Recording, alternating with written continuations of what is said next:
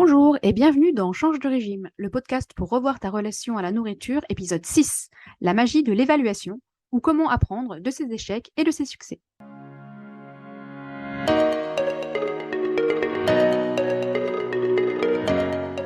Bonjour et bienvenue dans Change de régime, le podcast pour changer ta relation à la nourriture durablement dans l'amour de toi. Je suis Anne-Lise Paillard, coach de vie certifiée pour ALE Coaching, et dans chaque épisode, je te donne les clés pour perdre du poids durablement en allant voir les causes du problème. Au-delà de ce que tu manges, pourquoi tu manges. Si tu as déjà pensé que le Nutella était plus fort que toi, tu es au bon endroit. Je veux t'aider à trouver comment tu veux manger pour te nourrir et te faire plaisir, pour en finir avec l'alimentation émotionnelle et compulsive. Changer ton régime de croyance et de pensée.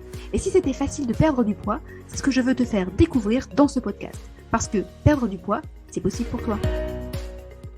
La semaine dernière, nous avons parlé préparation et comment elle peut faire la différence dans la façon de passer ton été. Pour moi, préparer, planifier, c'est la liberté. Mais un second outil tout aussi efficace et magique, et souvent négligé, existe. Il s'agit de l'évaluation. Attention cependant, c'est un outil à ne pas manier n'importe comment. Je ne parle pas de l'évaluation en mode attaque ciblée de ton cerveau primaire et perfectionniste sur ce que tu n'as pas bien fait et aurais dû faire et que tu es nul et que tu n'y arriveras jamais. Non. Je parle de regarder ce qu'il s'est passé et ce que tu avais prévu, ce qui a marché et ce qui a moins bien marché. Et ensuite, ce que tu peux apprendre de cela et comment tu pourras faire différemment la prochaine fois. Et c'est pour cela que c'est important, pour apprendre de ses erreurs, mais aussi de ses succès. Bon, première étape, je t'invite à voir venir le mode culpabilité. Parce que si ton cerveau est comme le mien, par défaut, ce mode culpabilité va arriver. Et tu peux le repérer quand tu as des pensées qui commencent par « tu aurais dû » ou « tu n'aurais pas dû » ou « tu es trop ceci » ou « tu n'es pas assez cela ». Encore une fois, la première étape, c'est la prise de conscience. Et quand tu t'aperçois des pensées de ce genre, tu peux te dire « ah oui, là, c'est peut-être bien le mode culpabilité qui arrive ». Et on est d'accord, ne commence pas à te taper dessus parce que tu te tapes dessus. Lol.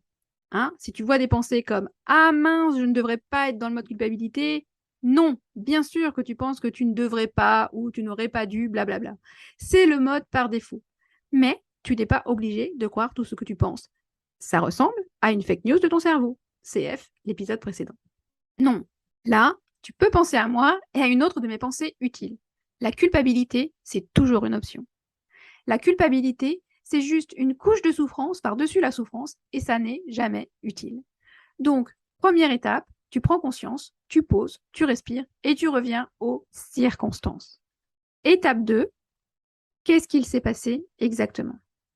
J'avais prévu de boire 2 verres d'alcool et j'en ai bu 5. J'ai mangé une boîte de cookies. J'ai pris 2 kilos. Ça, ce sont des circonstances. Mais j'ai fait n'importe quoi, je n'aurais pas dû manger tout ça, je n'y arriverai jamais ou j'ai fait de la merde, ce sont des pensées. Et dans le mode évaluation, il y a aussi toujours 2 côtés. Ce qui n'a pas trop marché et ce qui a marché. Et je t'invite à ne jamais oublier ce côté-là. Et si ton cerveau t'amène « bah non, on n'a rien fait de bien, bah… » Oui, j'adore faire les cerveaux primaires. Tu ne t'arrêtes pas là et tu cherches un peu. Ton cerveau est comme un gros ordinateur et il aime répondre aux questions que tu lui poses. Si tu lui demandes ce qui s'est mal passé, c'est ce qu'il va chercher et c'est ce qu'il va trouver. Et c'est par défaut son mode automatique. Je te rappelle qu'il est là pour te maintenir en vie, pas pour te dire que tu es la meilleure.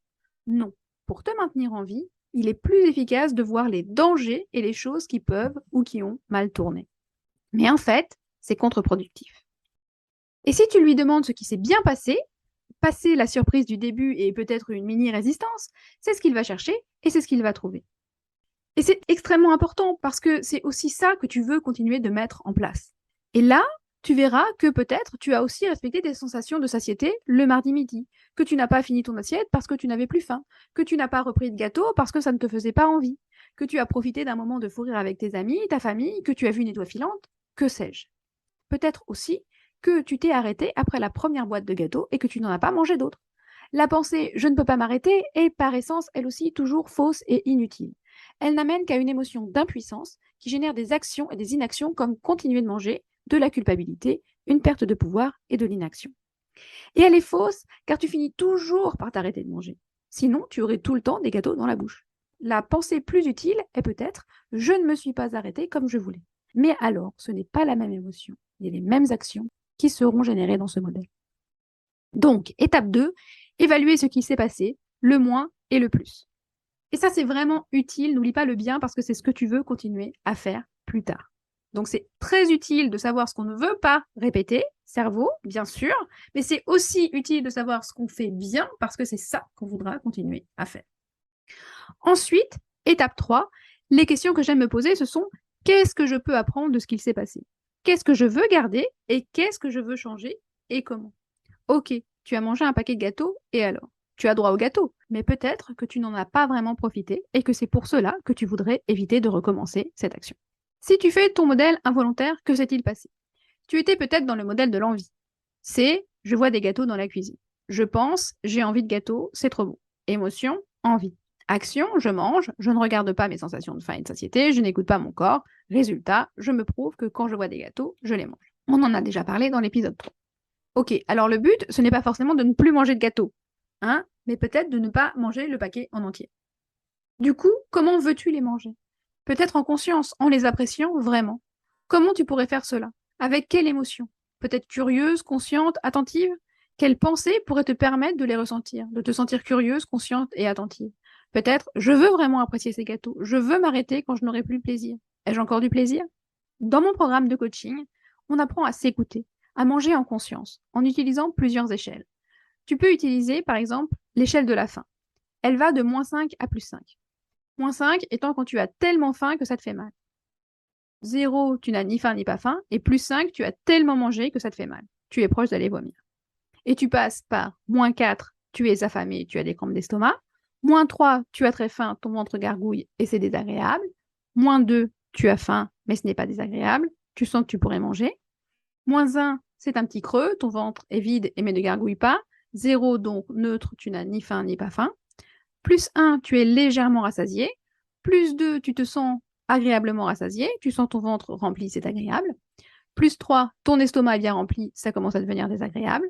+4, tu as trop mangé, c'est désagréable. +5, tu as envie de vomir, tu as mal au ventre, c'est douloureux. Et c'est hyper important de savoir reconnaître où tu en es sur cette échelle. Et cela, tu ne pourras le faire qu'en t'interrogeant dessus et en te demandant également jusqu'où tu veux manger. La deuxième échelle extrêmement utile, c'est celle du plaisir. Et attention, elle n'est pas forcément égale à celle de la faim. On aimerait bien, mais non. On peut être légèrement décalé et avoir du plaisir alors qu'on n'a pas ou plus faim. Bon, à +5, on est d'accord, hein, on n'a ni faim ni plaisir, mais il y a un petit espace entre le moment où je n'ai plus faim et je n'ai plus plaisir. Et ça, c'est hyper intéressant aussi de se demander qu'est-ce que je veux faire dans cet espace. Et ça peut être intéressant, quand tu manges en conscience, de te demander où tu es sur ces deux échelles. Est-ce que j'ai faim? Est-ce que j'ai du plaisir? Qu'est-ce que je veux faire? Continuer à m'arrêter. Et plus tu le feras, plus ça deviendra facile. Donc, si on récapitule, l'évaluation, pourquoi c'est important? Parce que ça peut te permettre d'apprendre de tes erreurs, mais aussi de tes succès. Comment tu peux faire? Déjà, décider d'un temps où tu veux le faire. Ensuite, première étape, reconnaître le mode culpabilité et en sortir. 2, poser les circonstances sur ce que tu as fait et pas fait. Regarder ce qui a marché et ce qui a moins bien marché. Vraiment faire les deux. Ensuite, te demander qu'est-ce que je peux apprendre, qu'est-ce que je veux garder, qu'est-ce que je veux changer et comment. Et je te conseille de te focaliser sur une chose à la fois, petit à petit, un pas après l'autre. Et ensuite, tu recommences. Et si tu veux de l'aide, tu sais où me trouver. Et si tu ne sais pas, c'est dans la description. Voilà ce que je voulais te partager aujourd'hui. J'espère que ça t'a plu. Si c'est le cas, n'hésite pas à mettre un commentaire et une note 5 étoiles. Ça m'aidera beaucoup à faire décoller mon podcast. Et si tu veux en apprendre plus et avoir plus d'infos, je te conseille de t'inscrire à ma newsletter. Ce n'est pas compliqué, c'est un mail par semaine, tous les vendredis matins. Je te partage des astuces et des conseils. Pour ça, rien de plus simple, va sur mon site www.alecoaching.fr, tout attaché, tout minuscule, et tu trouveras un formulaire pour recevoir mon cadeau gratuit, mes astuces pour arrêter de binger, et t'inscrire à ma newsletter. Et si tu veux télécharger la transcription de l'épisode, il y a un lien dans la description. En attendant, je te dis à la prochaine pour un nouvel épisode. Et n'oublie pas, perdre du poids, c'est possible pour toi. À très vite!